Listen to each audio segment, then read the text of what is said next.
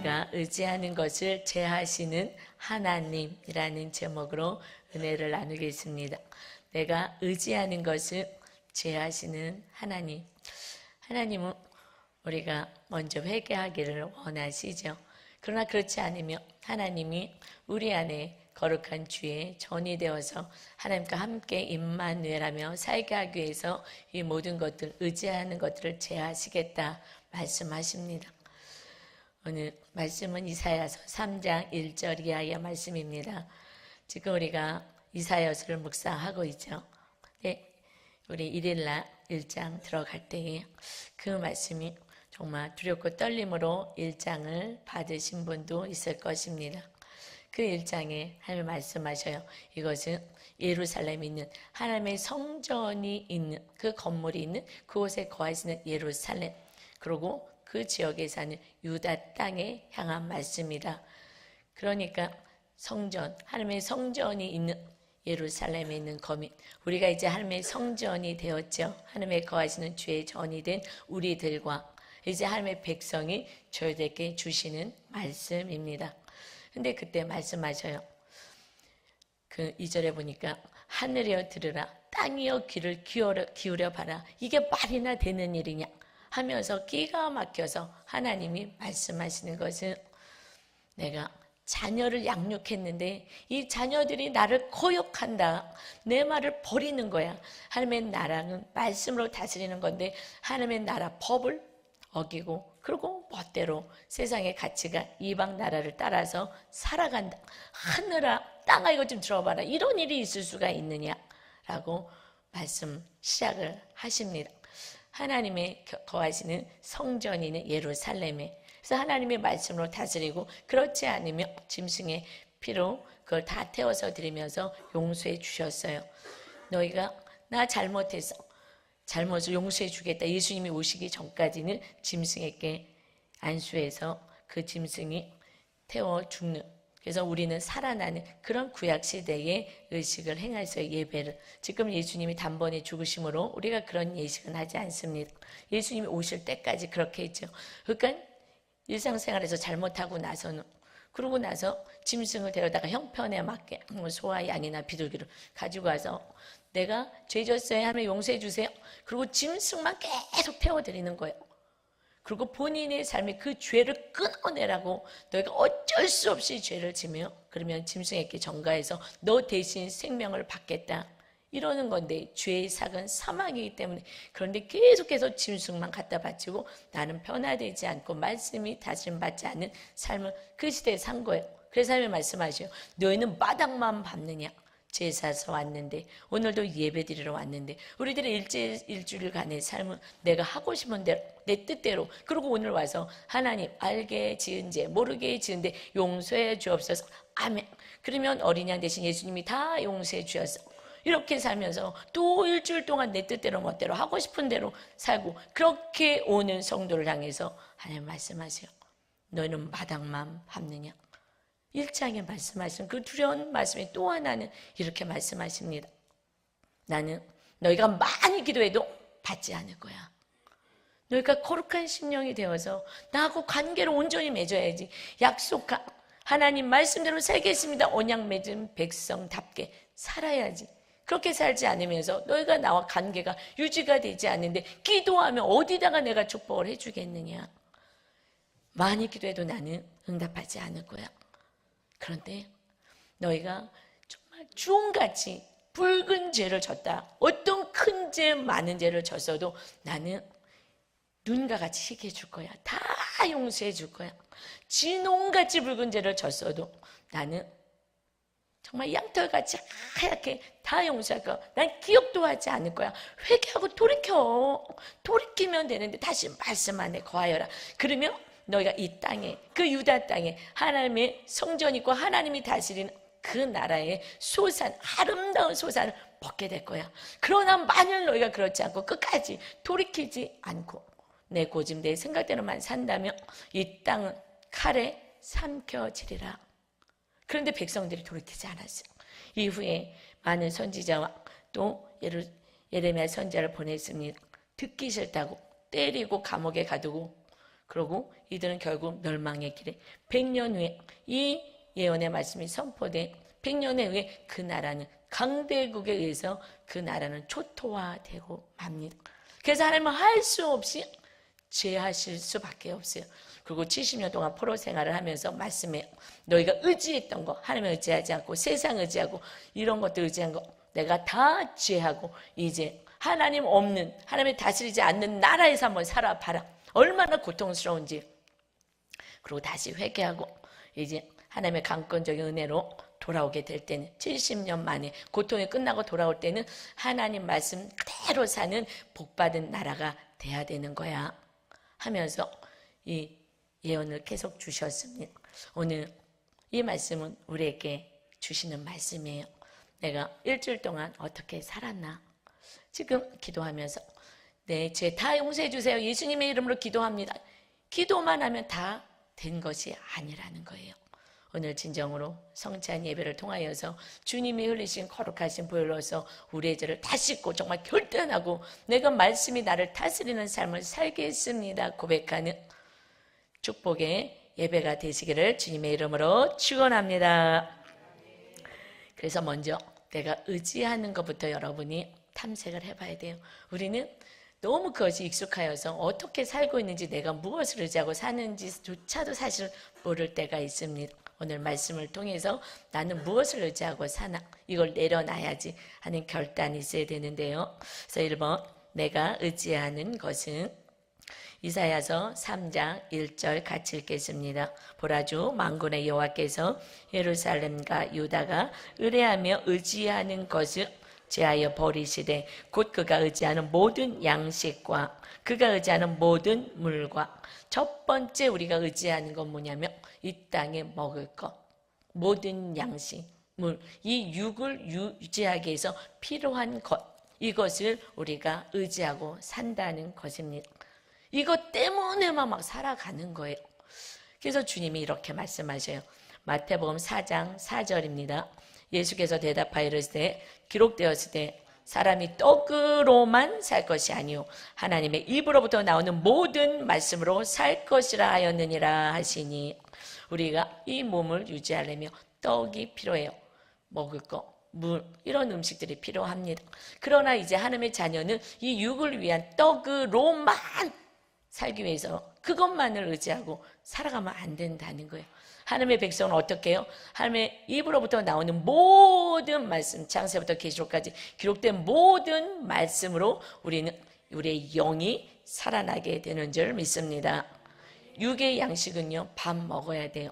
영양 잘 챙겨서 먹어야 됩니다. 그렇지 않으면 병이 나죠.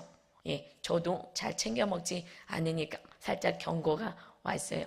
검사 받았더니 그것은 제 식습관에 문제가 있더라고요. 그래서 그걸 바꿔야 되겠다. 그래서 골고루 잘 먹어야 되겠다라고 생각을 했어요. 그런데 지금 영적인 병이 드는 것은 말씀을 먹지 않아서 그래요. 그리고 단 말씀, 그런 거 내가 좋아하는 말씀, 이것만 먹는 거예요. 그럼 저처럼 육이 병이 들듯이 영적인 병이 걸린다는 것입니다. 이 말씀은 예수님이 공생할 때 첫 번째 마귀가 시험했던 거예요. 40일을 금식하고 공생에 시작을 하는데 마귀가 와서 첫 번째 시험하는 것이 이 돌덩이 가지고 떡 만들어. 그래서 그걸 먹어. 너무 육적으로 힘드니까 그것을 유혹합니다. 마귀가 우리에게 유혹하는 거는 예수님께 찾아온 마귀처럼 먼저 떡으로만 살아. 그것이 너의 살 길이야. 이것을 위해서 쌓아놓고 살고 그것을 위해서 온 심과 정성을 다 쏟아 라고 얘기합니다. 하나님의 말씀하셔요. 하나님의 백성은 그렇게 육으로 사는 거 아니야. 떡으로만 사는 거 아니야. 하나님의 주시는 모든 말씀으로 사는 것이다. 그래서 누가복음 12장 22절에 주님은 말씀하시죠. 또 제자들께 이르시되 그러므로 내가 너에게 이르노니 너희 목숨을 위하여 무엇을 먹을까? 몸을 위하여 무엇을 입을까? 염려하지 마라. 목숨이 음식보다 중하고 몸이 의복보다 중하니라. 이 세상에서 필요한 것 100년의 인생 때문에 걱정하지 마. 염려하지 마. 나는 예수님이 이 땅에 오셔서 주신 말씀인데 내가 이 땅에 온 것은 이 육신의 100년의 인생을 책임지려 온 게 아니야. 너희들의 영원한 생명, 영원한 너희들의 삶을 내가 책임지기 위해서 온 거야. 그 나라, 너희가 구경도 하지 못한 그 천국을 내가 다 예배하고 너희들 그것을 영원히 살게 하기 위해서 내가 온 거야. 그래서 영이 살 수 있도록 힘을 써야 하는 것이다. 이 땅의 100년, 이거는 내가 책임질 거야. 여러분, 우리가 구하지도 않았는데 이 세상은 하나님이 다 창조하셨습니다. 동식물 정말 너무나도 찬란하고 다양하게 주셨죠. 자녀들을 위해서. 그래서 이제 이런 거는 구하지 않아도 주시는 하나님께 맡기고 너희들의 삶은 앞으로 어떻게 살아야 되느냐. 누가복음 12장 25절입니다. 또 너희 중에 누가 염려함으로 그 길을 한 자라도 더할 수 있느냐. 그런즉 가장 작은 일도 하지 못하면서 어찌 다른 일들을 다 염려하느냐. 우리가 아이들이 자고 나면 키가 쑥쑥쑥 자라잖아요. 그렇듯이 자라나는 그 키 하나도 우리는 크게 하고 뭐 할 수 없는, 정말 그렇게 할 수 있는 능력에 제한이 있는 너희들이 그 작은 것도 못하면서 뭘 염려하느냐. 너희들의 인생 앞으로 무슨 일이 일어날지도 알지 못해서 왜 염려하느냐. 그러면서 28절에 말씀하셔요. 오늘 있다가 내일 아궁에 던져지는 들풀도 하나님이 이렇게 입히시거든 하물며 너희일까 보냐. 믿음이 작은 자들아. 믿음이 작고 하나님에 대한 믿음이, 의지가 없어지기 시작하면, 그러면 우리는 염려하고 근심하고 걱정합니다. 이 길에 핀 들풀 봐라, 백합화를 봐라, 저 하늘에서 나는 그런 새들을 봐. 그들이 길쌈도 아니하고 창고에 모아 들이질 않아. 내가 다 먹이고 입히는 거야. 할렐루야. 내가 다 아는데 하물며 너희일까 보냐. 하나님 예수 그리스도 그분이 아들로 이 땅에 오셔서 생명을 주시고 우리를 건져내셨는데, 생명을 줬는데 하나님의 생명을 받은 자가 이 땅에서 무엇을 염려하느냐. 그래서 29절에 주님이 말씀하셔요. 다 같이 한번 큰 소리로 읽어볼까요? 너희는 무엇을 먹을까? 무엇을 마실까요? 구하지 말며 근심하지도 말라. 이 땅에서 먹고 마시는 거 기도하지 마. 말씀하셔요. 우리 이거 놓고 맨날 기도하잖아요. 먹고 마시는 것 때문에. 이런 거 구하지 마. 근심하지도 마. 왜 니네가 걱정해? 아버지가 있는데. 아버지가 있는데 왜 너희들이 걱정해? 이 땅을 만들어 달라 그래서, 우리가 태어나게 해달라 해서 우리가 천국 갈 수 있도록 뭘 했어요? 주님이 몸치고 필려서 죄값 다 이루시고 생명 주시고 하늘나라 백성 되고, 지금 우리 구경도 해보지 못한 새하늘과 새 땅에 노래서 그 나라에서 영원히 살 것인데 이까지 100년을 내가 책임져 주지 않겠느냐. 그런 거 구하지 마. 그럼 이제 무엇을 구해야 될까요? 30절입니다. 이 모든 것은 세상 사람들이 구하는 것이라 너희 아버지께서 이런 것이 너희에게 있어야 할 것을 아시느니라. 하나님 믿지 않은 세상 사람들, 아버지가 없는 자들, 그들이 이런 걸 구하고 뭘 먹지, 어떻게 하지, 어떻게 살지, 이거 염려하는 거야. 자녀는 이제 이거 염려하는 게 아니야. 그럼 우리는 무슨 기도를 하면 무엇을 기도해야 된다는 것입니까? 31절입니다. 다만 너희는 그의 나라를 구하라. 그리하면 이런 것들을 너희에게 더하시리라. 아멘. 잘 보세요. 이 땅에 필요한 거 기도도 하지 마. 하나님 아버지가 다 알아서 해줄 거야. 그런데 조건이 있어요. 이 땅에 필요한 거, 육에 필요한 거, 먹고 마시는 거, 이 육이 살아내야 되는 100년의 인생은, 길게 사시는 분 120년이요. 짧게 사시면 더 짧을 수도 있겠지만 그 평균 한 100년으로 잡았을 때 이 땅에 100년 동안 살 모든 필요한 것을 공급받으려면 무엇 하라고요?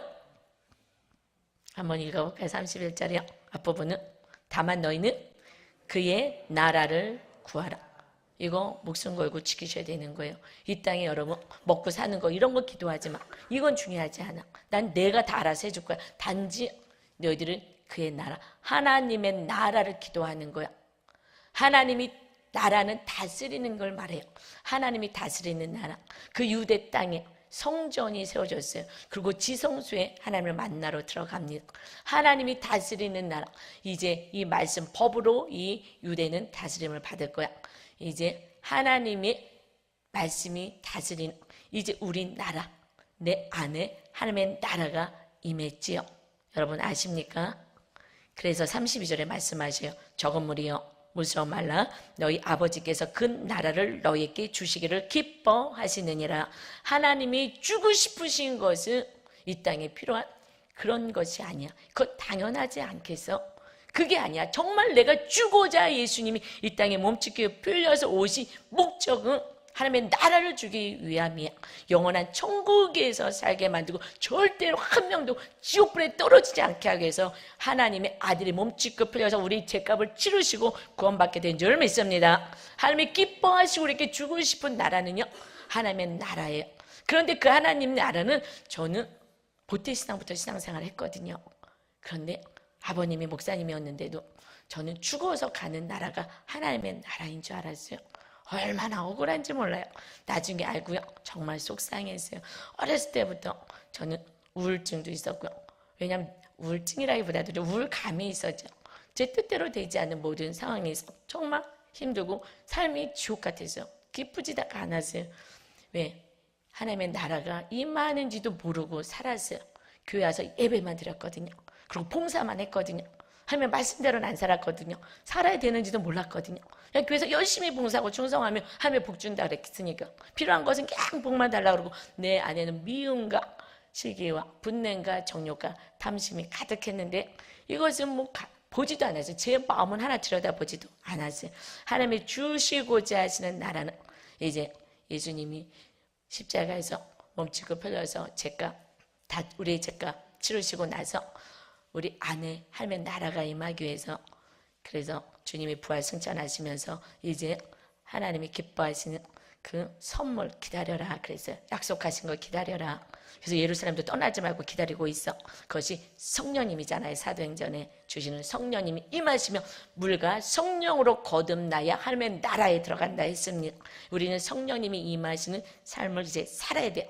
이제 그래서 너희가 성령의 전인 것을 알지 못하느냐. 우리가 하나님의 거하시는 성령의 전이 되어서 하나님이 예수님이 영으로 우리 안에 와 계십니다. 아멘. 살짝 모르시죠? 왜냐하면 말씀대로 살지 않으신 분은 잘 몰라요. 제가 과거에 그랬던 거죠. 그래서 제가 목숨을 걸고 말씀대로 살아내는 훈련을 하고 있는 거예요. 그래서 마음 안에 있는 쓴뿌리, 상처 이런 것들 나도 모르게 의지하고 있는 거 이거를 다 잘라내고 빼낼 수 있도록 양육을 하고 있습니다. 그래서 그 하나님의 나라에 대해서 주님은 이렇게 말씀하셔요. 누가복음 17장 20절입니다. 바리새인들이 하나님의 나라가 어느 때 임하나이까 묻거늘 예수께서 대답하여 이르실 때 하나님의 나라는 볼 수 있게 임하는 것이 아니요. 21절 또 여기 있다 저기 있다 고도 못하리니 하나님의 나라는 너희 안에 있느니라. 아멘. 우리 한 남자 집사님이 양육받기 전에 받고 나서 그 얘기를 해요.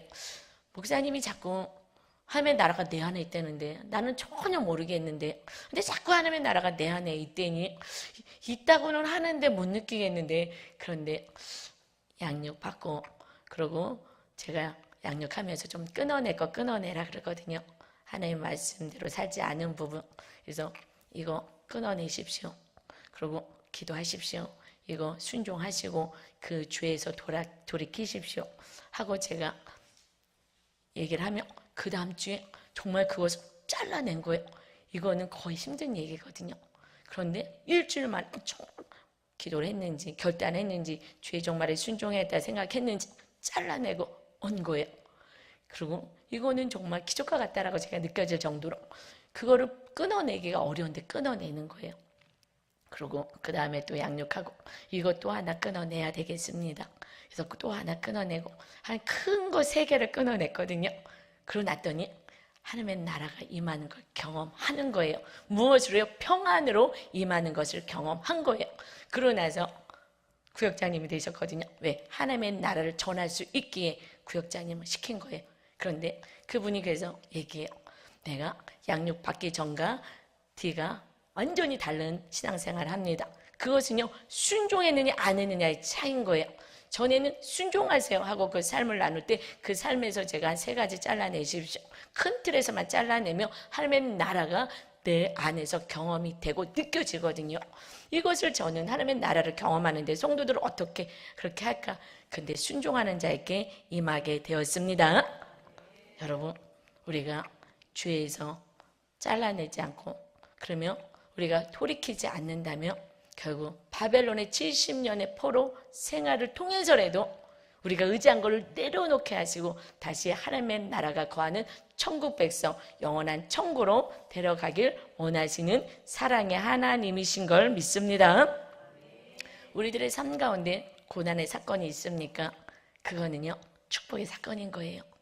너무 억울하기도 하고 막 화가 나기도 하지만 그걸 통하여서 우리를 거룩한 자, 우리가 의지했던 거 잘라내고 죄를 잘라내고 온전하고 흠이 없는 자로 세우기 위해서 허락하신 사건인 걸로 바르게 구속사의 해석이, 삶의 해석이 있으시기를 바랍니다.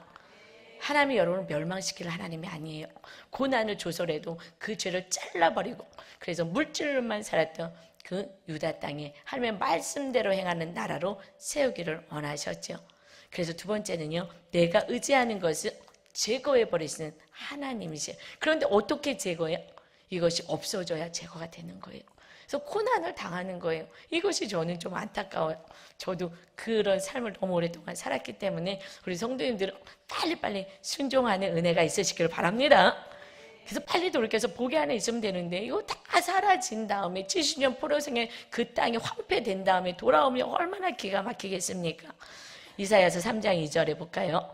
용사와 전사와 재판관과 선지자와 복술자와 장로와 이것들 계속 의지하고 살았다는 거예요. 시민은 자를 의지하고 내가 지금 어려움이 있어. 그러면 송사를 걸어요. 그래서 잘 재판 받을 수 있도록 변호사를 사고 거기에 목숨을 걸어 하나님께 나서 기도해야 되는데 기도는 뒷전이고 그 바른 변호사에서 바른 심판받고 손해보지 않으려고 하나님 보내신 사건은 내가 온전히 거룩하여 내 안에 주님의 거하시는 전이 되기를 원하는 것인데 그런데 관심 없고 그리고 이 세상에 필요한 것들은 바르게 변호사 세워서 하려고 하는 거예요. 하나님의 그 보내신 사건임에도 모르는 거예요. 내가 온전케 되기를 원하시는 사건인데 그리고 선지자들 나는 말씀대로 안 살면서 계속 듣고자만 하는 거예요. 믿음이 없으면 복술자 점장이도 또 찾아가는 거예요. 토정비교도 사업을 어떻게 할까요? 예수님 믿는 사람 교회 다니는 사람들 중에 그렇게 점쟁이 찾아가시는 분들이 있잖아요. 하나님은 기가 막히죠. 나를 믿지 못하느냐 이게 점장이 찾아가는 거. 그 점장이가 너의 심과 의지가 되지 않아. 그 장로들도. 또 3절이요. 50부장과 귀인과 모사와 정교한 창인과 능란한 요술자를 그리할 것이며 제하여 버리겠다는 거. 너희들이 의지하는 모든 것 이것들 내가 하나하나 다 제하여서 이제 오직 주님의 말씀이 우리를 다스리고 하나님이 우리의 왕이 되기를 원하셔서 이런 것들 다 제어하고 주의 성령님이 거하실 그러한 전으로 만들겠다. 여러분, 제 인생에 고난이 유익이라는 그 말씀을 저는 정말 드리고 싶습니다.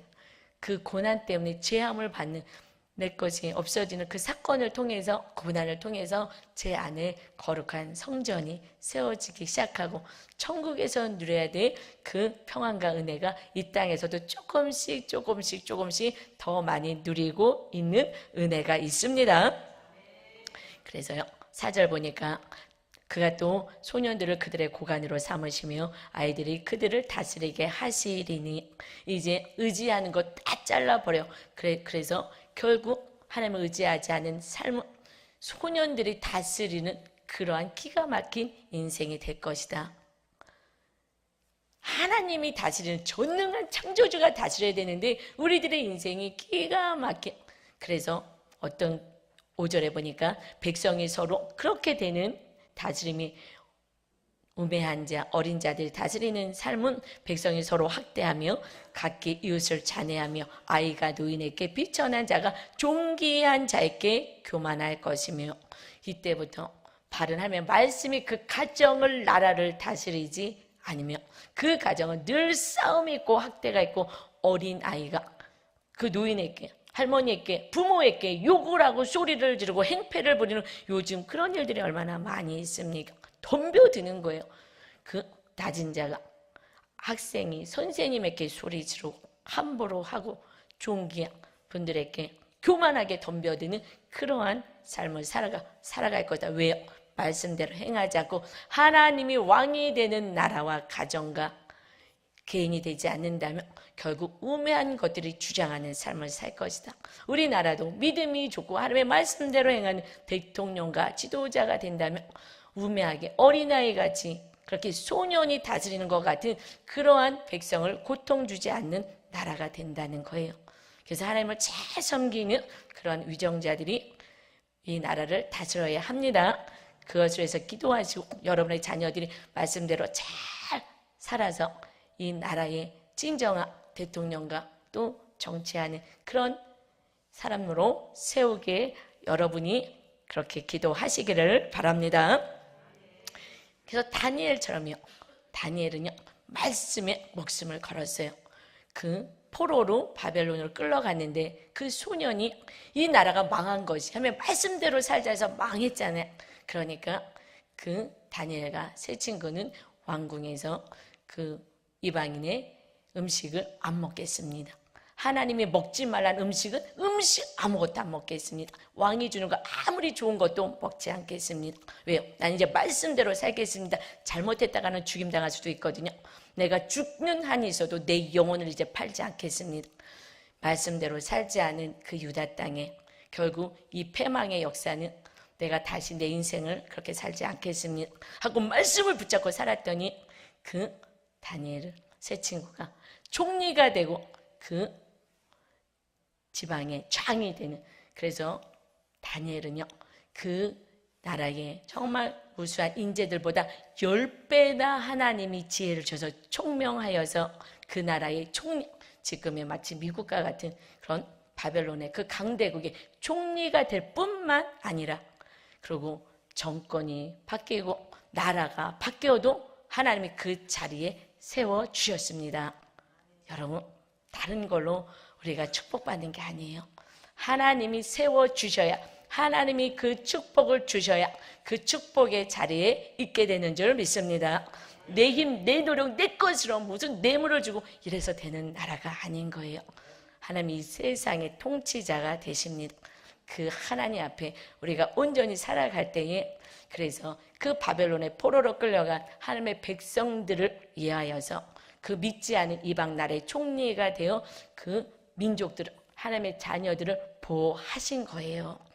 나중에는요 또 그 다니엘을 음모한 그 나라의 총리들이 있잖아요. 이게 뭐 저 노예로 끌려가고서는 그 우두머리 총리가 된 거지 배가 아팠어요. 그래서 그를 죽이려고 하지요. 그래서 왕에게 절하지 않으면 사자굴에 집어넣게 합니다. 그런데 나는 하나님만을 섬깁니다. 그러고 그는 그대로 그 늘 하던 대로 창문을 열고 그 예루살렘 성전인 하나님이 계시는 그곳을 향하여서 그는 기도합니다. 당연히 걸려들었죠. 그래서 사자굴 속에 집어넣는데 무서워하지 않고, 하나님 나는 죽음은 천국이니까, 그리고 말씀에 환경에 이 삶에 타협하지 않고 그대로 행했더니 하나님이 사자의 입까지 틀어 막으시는 하나님, 그래서 마침내 모든 백성들이 왕에게 절하지 않을 수 있도록 죽으면 죽으리라 말씀을 지키고 믿음을 지키 다니엘 때문에, 그래서 그 민족이 그 우상에게 절하지 않을 수 있게 되는 축복의 통로로 다니엘을 세운 거예요. 여러분, 우리는 다니엘이 총리가 되되 좋겠다, 잘 살겠다, 이것이 아닌 거예요. 그는요 믿음이 모든 백성들보다 뛰어나서 죽으면 죽으리라며 왕과 대적하며 말씀을 붙잡아서 그를 살려줬기에, 그래서 그 백성들이 죄짓지 않을 수 있게 한, 그래서 여러분과 제가 믿음의 자녀, 말씀을 붙잡고 사는 자가 됐을 때 가정의 자녀도 살고 우리 성도도 이웃도 살아내게 하는 진정한 축복의 통로로 영적인 총리의 자리에 임하게 될 줄 믿습니다. 그래서 하나님이 그 자리에 세운 거죠. 다니엘 하나 이뻐갖고 세운 건 아니에요. 그래서 우리는 다 개인적으로 해석을 합니다. 그래서 지금 이렇게 소년이 다스리는 나라가 되지 말고 여러분의 가정이 아이가 소리치며 다스리는 나라가 되지 않으려면 우리는 말씀으로 세워져야 합니다. 오늘이 어린이 주일이죠. 그래서 자녀들에게 이렇게 교육하라고 말씀하십니다. 에베소서 6장 4절 말씀입니다. 아비들아 너희 자녀를 노엽게 하지 말고 오직 주의 교훈과 훈계로 양육하라. 자녀는요 노엽게 하면 무슨 진리의 말씀도 안 들려와요. 그러고 화만 낸다라고 얘기해요. 그래서 얘기할 때는 가장 부드럽고 달콤한 목소리로 말씀을 가르쳐야 돼요. 그래서 부모님이 날마다 천국이 되기 위해서 힘쓰고 애쓰지 않고 소리 지르면서 기도하고 교회 가자고 하면 아이들은 할 수 없이 그 힘 때문에 쫓아오지만 귀는 틀어막고 인상 쓰고 있습니다. 가정에서도 마찬가지입니다. 그래서 주의 교훈과 훈계를 어떻게 양육합니까? 그것은 디모데후서 3장 16절입니다. 모든 성경은 하나님의 감동으로 된 것으로 교훈과 책망과 바르게 함과 의로 교육하게 유익하니 모든 말씀은 하나님의 감동으로 하나님의 뜻으로 기록된 것입니다. 그래서 이는 17절이요. 이는 하나님의 사람으로 온전하게 하며 모든 선한 일을 행할 능력을 갖추게 하려 함이라. 아멘. 말씀으로 양육해야 합니다. 우리도 말씀으로 살아야 되고 자녀를 무엇을 교육해요? 세상의 학문을 가르치기 전에 우리 교회는 너무 감사한 게 유치부부터 동일한 그 묵상집이 있잖아요. 유치부부터 해갖고 엄마가 날마다 말씀으로 양육하고 우리 한 집사님은 그것은요 아이가 지금 조그만 아이고 큰 애들은 둘이 있는데 초등학생들이 같이 이렇게 묵상을 나누는 것도 아니고 한 명씩 나눠주는 거예요. 대화하며 한 명이랑 나누고 끝나면 또 한 명이랑 그날 말씀 나누고 여러분 말씀으로 나누면요 영적인 깊이가 얼마나 그리고 우리는 또 죄를 고백하잖아요. 그 하루에 잘못된 거 고백하며 엄마 내일은 친구랑 안 싸우고 살게요. 이렇게 고백하며 매일의 삶을 다스리고 하나님이 다스리는 삶을 살게 엄마가 이렇게 하고 있는 집이 있다는 것입니다. 가장의 축복인 줄 믿습니다. 여러분이 먼저 말씀으로 살아내시고 말씀을 붙잡고 적용하며 사셔야 되는 거예요. 그렇지 않으면 통치자가 없어지게 되면 그때는 고난이 임하게 되는 것입니다. 그래서 이사야서 3장 6절에 말씀하셔요. 혹시 사람이 자기 아버지 집에서 자기의 형제를 붙잡고 말하기를 내게는 겉옷이 있으니 너는 우리의 통치자가 되어 이 폐허를 내 손 아래 두라 할 것이며 그까짓 거 겉옷 하나 있다고 조그만 거 모래도 있다고 우리를 좀 도와줘라. 우리 앞에서 우리를 좀 지도해달라. 우리 너무 힘들다라고 얘기한다는 거예요. 이거는 지금 바벨론 포로로 끌려가는 처참한 상황에서 말씀하고 있죠. 7절입니다. 그날에 그가 소리를 높여 이르기를 나는 고치는 자가 되지 아니하겠노라. 내 집에는 양식도 없고 의복도 없으니 너희는 나를 백성의 통치자로 삼지 말라 하리라. 이제 아무리 찾아하지 않아도 우리를 도와줄 자가 없게 된다는 거예요. 그러면 그때 하나님께로 나오는 거예요. 이렇게 다 망한 다음에 나오지 말고 정말 빨리 돌이켜서 회개해서 하나님의 은혜 안에 거하신 여러분 되시기를 바랍니다. 그래서 이사야서 3장 8절에 이어서 말씀하죠. 예루살렘이 멸망하였고 유다가 엎드려졌음은 그들의 언어와 행위가 여호와를 거역하여 그의 영광의 눈을 범하였습니다. 하나님이 다 보고 계신데 우리가 말씀대로 살면 하나님의 영광을 받으시는데 우리가 불순종을 하여서 무엇을 우리의 말, 우리의 행동 하나님의 말씀대로 행하지 않는다는 거예요. 그래서 그들이 나라가 멸망당했습니다. 이제 하나님의 나라는 우리가 나라가 됐죠. 하나님의 거하시는 나라가 됐습니다. 이제 말씀 우리를 다스려야 되는데 우리의 언어와 행위가 하나님의 말씀하고 상관없이 간다면 멸망을 당할 것이다. 그런데 하나님께서 감사하게도 또 이렇게 70년의 포로와 회복의 역사가 있죠. 그래서 고난의 사건을 막아주지 않는 거예요. 강대국이 쳐들어왔는데 막아주지 않는 거예요. 그걸 통해서라도 하나님의 나라가 온전히 세워져서 영원한 천국에 들어가기 위함입니다. 여러분 그래서 9절에 재밌는 말씀이 있어요. 뭐라고 말씀하시냐면요. 그들의 안색이 불리하게 증거하며 그들의 죄를 말해주고 숨기지 못함이 소돔과 같으니 그들의 영혼에 화가 있을진저 그들이 재앙을 자취하였도다. 우리의 모든 재앙은 하나님이 주시는 게 아니에요. 내가 심은 것을 걷게 되는 거고 우리를 회복시켜서 온전한 자로 만들어서 천국이 임하고 천국에 들어가기 위해서 주시는 사건인 것을 분명히 기억하시기를 바랍니다. 생명을 주신 하나님이 우리를 온전케 하시는 거예요. 저들이 연약하고 누가 어쨌든 내가 온전한 자 되기를 원하십니다. 그런데 재밌는 게 9절에 이렇게 말씀하죠. 그들의 안색이 불리하게 증거한다. 하나님의 나라가 보여지는 거예요. 어디? 얼굴을 통해서 보여져요. 어떤 성도님이 그래요. 한 집사님을 향하여서 그 집사님이 처음 우리 교회 왔을 때는요 무서웠거든요. 그런데 지금은요 얼굴이 부들부들하고요 완전히 달라졌어요. 완전히 달라졌어요. 다 보여요. 저만 보이는 게 아니라 성도님들도 다 보여요. 무엇이 불리하게 증거한다고요? 얼굴이. 본인은 나 성령 충만해, 나 믿음 줘. 그런데요 본인만 빼놓고는 다 알아.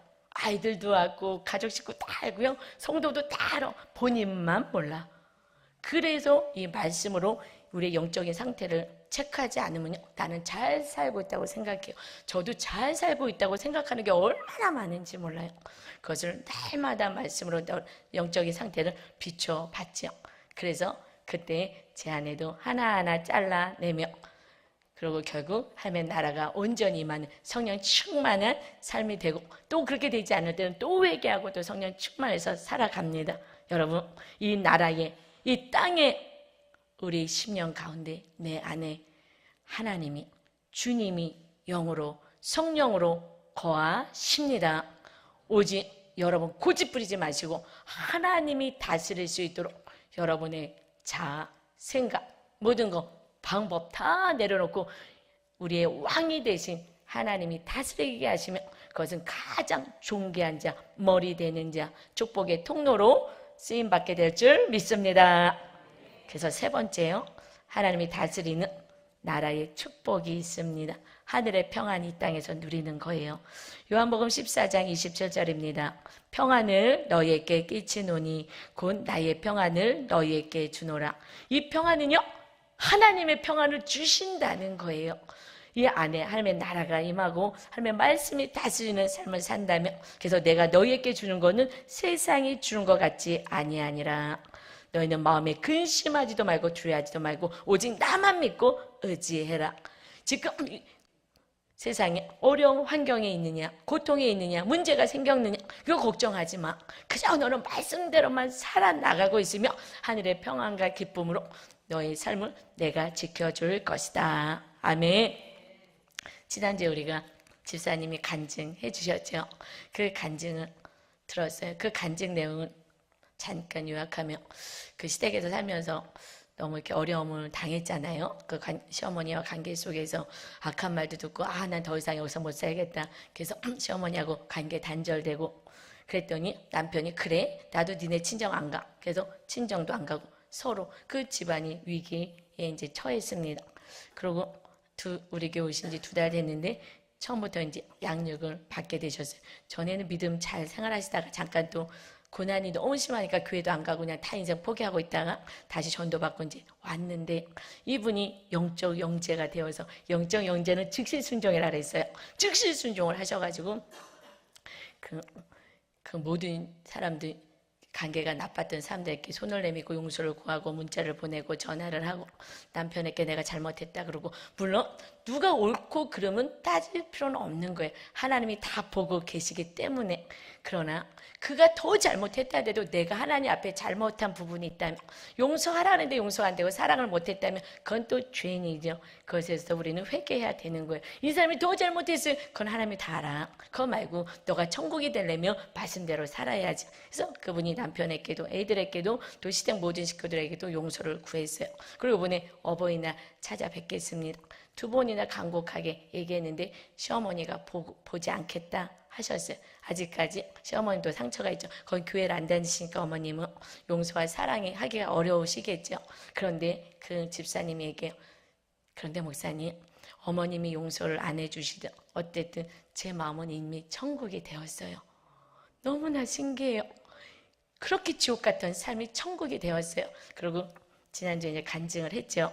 그러고 나서 그 간증을 들은 그 시댁과의 갈등 속에서 고통을 당하고 했던 그 한 집사님이 살아나기 시작한 거예요. 얼굴이 기쁨이 충만해서 나타난 거예요. 그 살아내는 제가 아무리 설교해도 이것으로 여러분의 영혼이 살아나는 게 아니에요. 내가 행했을 때에 천국이 임하게 되고 하나님이 임하시는 것입니다. 그 살아낸 그 삶을 듣고 그 생명이 퍼져나간 거예요. 우리가 어떻게 전도합니까? 우리 가정을 어떻게 살립니까? 너 제대로 좀 신앙생활에 내가 온전히 살아나야 그 간증을 듣고 그 한 가정이 살아나는 거예요. 아니 더 많은 가정이 저는 회복됐을 거라고 봐요. 그러나 보고 듣기는 그분입니다. 이제 월요일에 제가 전화를 했어요. 이렇게 나눔을 했기 때문에 혹시나 싶어서 그래서 어떠셨습니까? 그랬더니 목사님 너무 기뻤어요. 사실은 그날이 남편 생일입니다. 그런데 저는 이혼했을 거예요. 그런데 이렇게 그날에 남편과 이렇게 가정이 천국이 되어 살아가니 기적 아니에요. 그날 저는요 이 앞에 나와서 창피하지 않았어요. 저는 막 춤을 추고 싶었어요. 하나님 내 삶에 기적이 일어났어요. 우리는 가정이 깨어질 것인데 깨어지지 않고 이렇게 하나님께서 은혜를 주셔서 우리 가정이 살아났습니다. 그러면서 전화를 했더니 저는 춤을 추고 싶었어요. 목사님. 그래서 제가 집사님 아직 양육이 안 끝났거든요. 그분 다. 그런데 이것을 성령께서 간증을 시키라는 마음을 딱 주셨어요. 그래서 간증하실 수 있겠습니까? 그랬더니 즉시 순종하겠습니다. 이러시는 거예요. 그거 쉽지 않잖아요. 아직까지 우리 교회 온 지 얼마도 안 됐는데. 근데 이것을 본인도 알려주고 싶었던 거죠. 그리고 목사님이 말씀하니까 즉시 순종하겠습니다. 야, 영적 영재다 완전히. 그랬는데 그분이 계속 그랬어요. 집사님, 이것도 순종하기 쉽지 않죠. 우리 리더들이 이렇게 간증하고 그러잖아요. 근데 그 분이 즉시 순종해서 한 가정을 그날 살릴 하나님의 계획이 있어서 그렇게 했던 거죠. 집사님, 분명히 하나님의 축복이 있을 거예요. 제 경험에 비하면 제가 너무너무 하기 싫어도 또 순종하고 했을 때는 이 눈에 보이는 축복 아니면 영적인 축복이 있습니다. 기대하세요. 그랬거든요. 그런데 토요일 날 저희 이제 양육을 하는데 오셔서 목사님 막 신났어요. 그래서 왜 그러냐고 그랬더니 기적이 일어났어요. 뭐가요? 목사님이 그러셨잖아요. 하늘에 그 상급이 있을 거라고 기대하라 그랬잖아요. 그랬더니 일주일도 안 돼가고 지난주에 두 큰 사건이 있어서 정말 또다시 크게 싸울 남편이랑 그 사건이 있었는데 그것을요 하나도 화가 안 나요. 목사님 내가 뭐 노력해야지가 아니라 용서해야지 사랑해야지가 아니라요 화가 안 나는 거예요. 주님의 사랑이 내 안에 가득 차갖고 화가 안 나는데요. 한 가지를 얘기했지만 두 번째 그 사건은 뭐냐면요, 이분이 이렇게 좀 정돈 되신 분이에요. 바른 생활 하시는 분이. 근데 남편이 술을 먹고 많이 먹어서 이렇게 몸을 잘 못 가누는 그 모습을 보면 참을 수가 없대요. 화가 나가지고. 근데 보통 다 그렇습니다. 멀쩡한 정신을 가졌는데 정신줄을 놓은 사람 보기는 다 힘이 듭니다. 여러분. 근데 그분도 그게 막 너무 화가 나가지고 그때마다 많이 싸웠대요. 그런데 그날도 또 어느 날 주중에 목요일 날인가 이렇게 술을 먹고 들어왔는데 또 몸을 못 가누면서 이렇게 들어오더래요. 그러면 벌써 자기도 모르게 눈에서 레이저가 나가는데 근데 그 모습을 보는 순간 목사님 귀엽게 보였어요. 깜짝 놀랐어요. 그 모습이 눈에서 레이저 나가야 되는데 그거 참아내겠죠 이제는. 그런데 아니요, 귀엽게 보였어요. 그리고 남편이 머리를 감고 나왔는데요, 그 젖은 머리를 제가 가서 그 소파에 앉아있는 남편이 젖은 머리를 다 말려줬어요. 기적이 일어났어요. 제가 말씀대로 살던 제 안에 천국이 임했어요. 이거는 제 노력이 아니에요, 목사님. 이게 더 신기해요. 할렐루야. 성령님이 임하시며 하나님의 능력으로 우리는 말씀을 행할 수가 있습니다. 그래서 하나님 나라가 임하라고 하는 거예요. 내가 너에게 힘을 주고 사랑을 주고 용서를 주고 너가 천국이 되니 그 남편을 불쌍히 여기는 주님의 마음이 들어온 거예요. 그 남편이 이제 곧 손붙잡고 교회 오기를 소망하고 그럴 날이 더 빨리 임하게 될 점이 있습니다. 여러분, 우리는 말씀만 듣는 자가 아니라 너희가 왜 마당만 밟느냐. 우리가 변화돼야 합니다. 이제 주의 성령님이 임하시는 전이 되었습니다. 우리는 나의 고집 아집을 말씀을 쳐서 복종해서 즉시 순종하여 우리 교회 성령님들은 영적 영재가 다 되셔서 하늘나라를 이 땅에서도 누리며 이웃들에게, 또 지난주에 어떤 성도님이 유치원 다닌 아이가 물어보더래요. 아빠, 천국이 어디 있어요? 천국이. 그래서 그럼 저 뭐라고 얘기해 줘야 돼요? 하고 저한테 물어봤어요. 천국이 어디 있어요? 천국 지금 어디 있어요, 성도님? 그래서 천국이요? 천국이요? 천국 내 마음에 있잖아요. 성도님이 아빠다운 모습, 주님의 모습 그렇게 살면서 천국이 여기 있잖아. 그 아빠는 분명히 다른 아빠와 다를 것입니다. 아멘. 날 봐, 날. 천국이 여기 있잖아. 우리 안에 임하는 거야. 죽어서 가는데 이거는요, 천국 언제 가겠어요? 이 세상에서 지옥을 살다가 죽기 전에, 꼴깍하기 전에 가는 거 너무 안타깝잖아요. 우리가 이제 천국을 가족들에게 보여주고 이웃들에게 보여주는 진정한 하나님 나라 백성으로 사시기를 주님의 이름으로 축원합니다. 우리 이 시간에 주여 일창하시고 회개하며 성취 안에 임하도록 하겠습니다. 주여 아버지 하나님, 믿습니다 고백하지만 내 삶 가운데 천국에 거하고 주님이 거하시는